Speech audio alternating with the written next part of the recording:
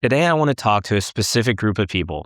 Unfortunately, I know that there are a lot of you right now who feel confused and uncertain, and that can be really hard because this is the hard season of life for you. The season where you might be doing all the right things, but inside, something still feels off. You're not falling off completely, but you feel kind of discouraged. You're not in the middle of a crisis, but you still don't feel truly confident. And that place right there is what I call the middle.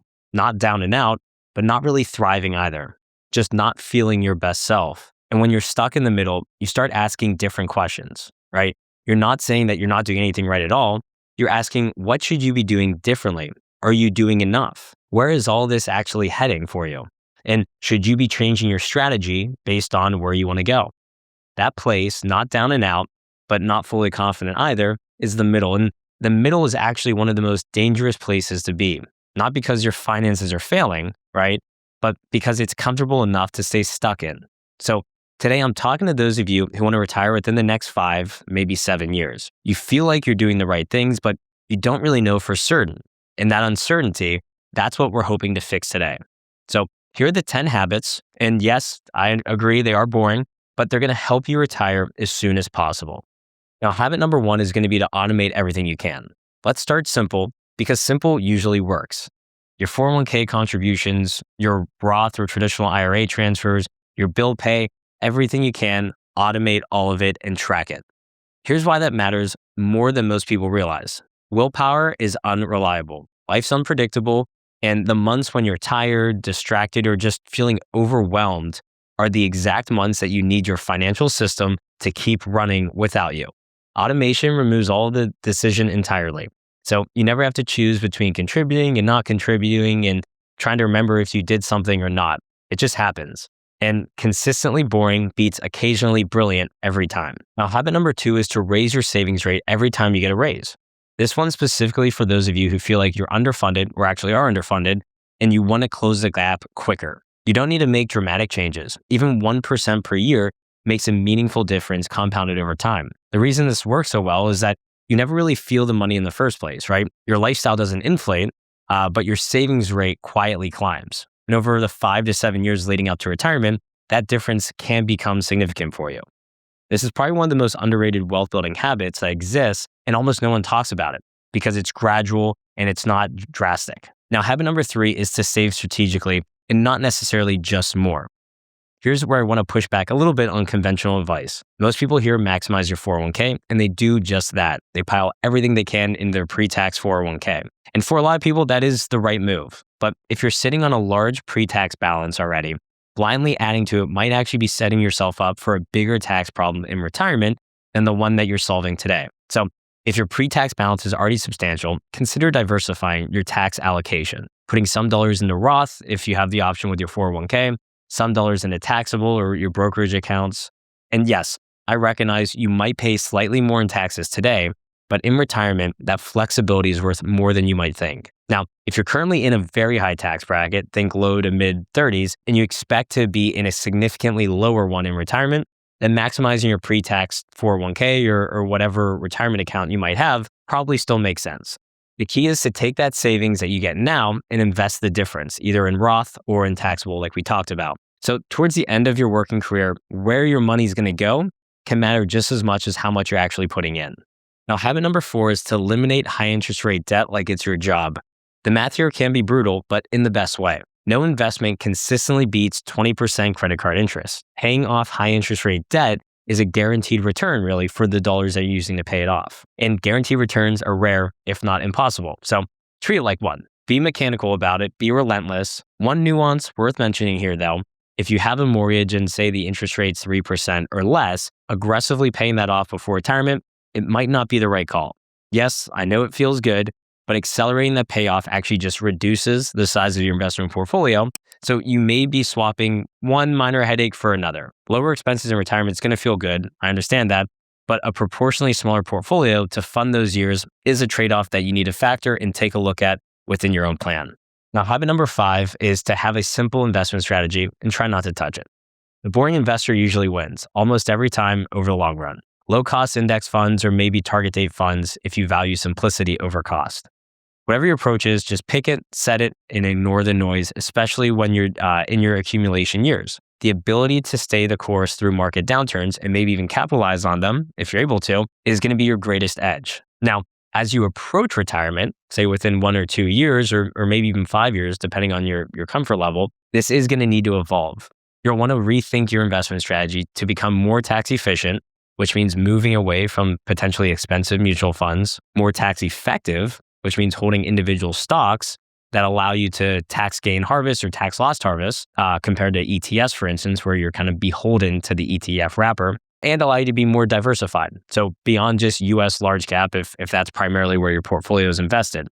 Think about things like small cap or mid cap or real estate or other asset classes, maybe like cryptocurrencies, that can reduce your overall standard deviation and improve your risk-adjusted return, otherwise known as your Sharpe ratio of your entire portfolio. Now, of course, this isn't an investment recommendation or advice. It's just a little prelude to a framework that we use with clients to help them make the mental shift from accumulation years to distribution years. Now, habit number 6 is going to be to know your spending capacity, not just your account balances. I know I talk about this a lot, but it might be one of the biggest mindset shifts on this entire list for people looking to retire. Most people manage their retirement readiness by looking at their account balances, but that's the wrong number to watch.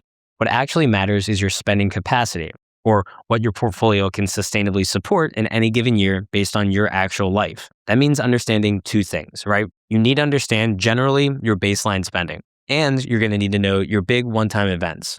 Think maybe it's a new car every several years. Maybe it's your children's wedding, helping with a down payment on their first house. Maybe that big international trip where you take the whole family. Those numbers do need to be in your plan. And so we use a software called Income Labs to identify what we call our client's spending speed limit or spending capacity, which is really how much can you spend in any given year based on your actual account values, your real life projections, and the expenses generally that you need to cover. It's a very different number than just how much is in my bank account. Now, habit number 7 is to run a retirement projection at least once a year, even a rough one. Most people avoid this because they're afraid of what they're going to find out. But here's the thing.